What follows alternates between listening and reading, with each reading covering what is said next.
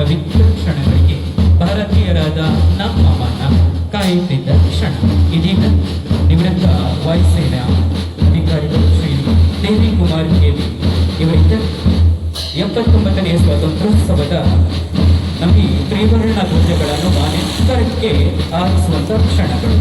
ಇದೀಗ ತ್ಯಾಗ ಪ್ರೀತಿ ಬೋಧಕವಾದ ಅಖಂಡ ಭಾರತೀಯರ ಕನಸುಗಳ ಮನಸ್ಸುಗಳ ತ್ರಿವರ್ಣ ಧ್ವಜ ಈಗ ಮಾನೆತ್ತರದಲ್ಲಿ ಹಾರ್ತಾ ಇದೆ.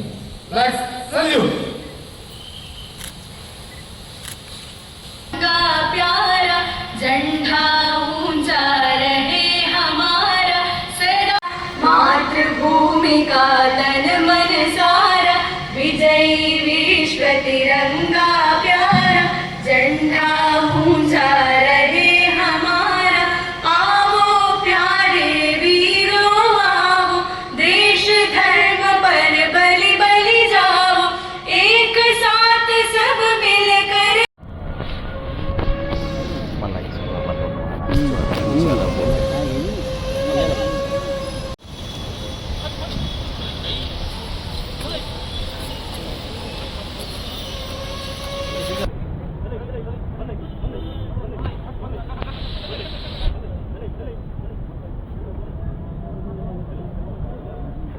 ದೇವರಾದ ಲಕ್ಷ್ಮೀ ಆನೆಯಿಂದ ಇದೀಗ ಧ್ವಜವಂದನೆಗಳನ್ನು ನಾವು ಅತ್ಯಂತ ಪ್ರೀತಿ ಮುದ್ದಾಗಿ ಕಾಣಿಸುವಂತ ಲಕ್ಷ್ಮೀ ಮಗಳಿಂದ ಇದೀಗ ಧ್ವಜವಂದನೆ ರಾಷ್ಟ್ರಕ್ಕೆ ತನ್ನ ಸೇವೆ, ತನ್ನ ಭಕ್ತಿ, ತನ್ನ ಪ್ರೀತಿ ಕೂಡ ಕಾಣಿಸುವಂತ ಈ ಒಂದು ಸುಂದರ ಕ್ಷಣಗಳಿಗೆ ನಾವೆಲ್ಲ ತಂದುಕೊಳ್ತಾ ಇದ್ದೇವೆ.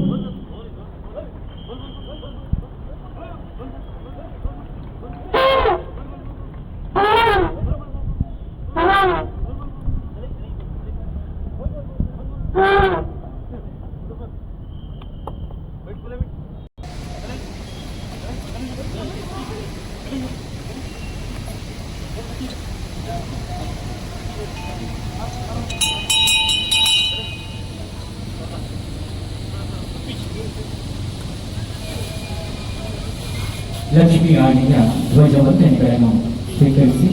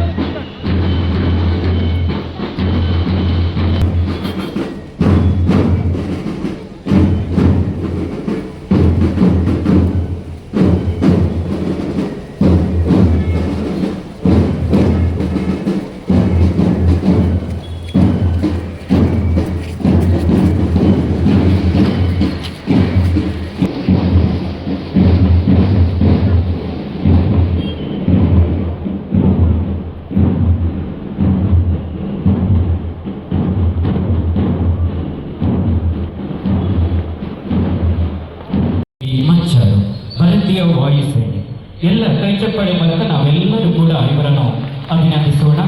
ಇವರಿಗೆ ಭಾರತಾಂಬೆಯ ಭಾವಚಿತ್ರವನ್ನು ನೀಡಿ ಗೌರವಿಸಲಿದ್ದಾರೆ ಶ್ರೀ ಸನತ್ ಕುಮಾರ್ ಶೆಟ್ಟಿ ಕೊಡೆತ್ತೂರು ಮತ್ತು ಅಧ್ಯಕ್ಷರು, ಆಡಳಿತ ಸಮಿತಿ ಮತ್ತು ಆನುವಂಶಿಕ ಮುಕ್ತೇಸರು.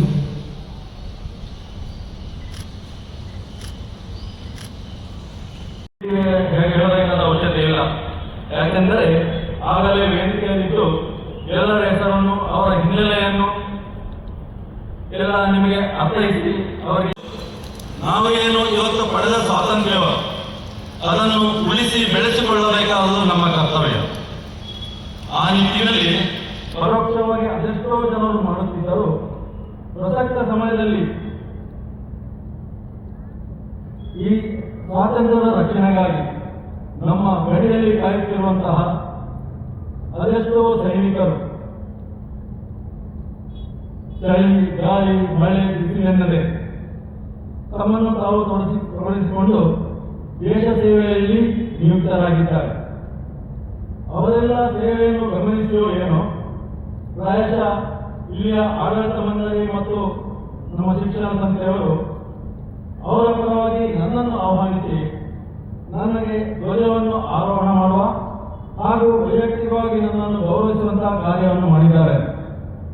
ಅದರ ಹಿಂದಿರುವ ಎಲ್ಲ ಕಾರಣದ ಕೈಗಳಿಗೆ ಮತ್ತು ನನ್ನನ್ನು ಆಹ್ವಾನಿಸಿದಂತ ವೇದಮೂರ್ತಿ ಶ್ರೀ ಹರಿಕೃಷ್ಣ ಅವರಿಗೆ ಈ ಸ್ಥಳದಲ್ಲಿ ನಿಂತಿದ್ದೇವೆ. ಹಿಂದೆ ನಾನು ಇದೇ ಜಾಗದಲ್ಲಿ ವಿದ್ಯೆಯನ್ನು ಕಲಿತು ಈ ಸ್ಥಾನಕ್ಕೆ ಬಂದವನಿದ್ದೇನೆ. ಹಾಗೆಯೇ ನೀವುಗಳೆಲ್ಲರೂ ದೇಶ ಸೇವೆಗೆ ತಮ್ಮನ್ನು ಮುಡಿಪಾಗಿಟ್ಟುಕೊಳ್ಳಬೇಕು.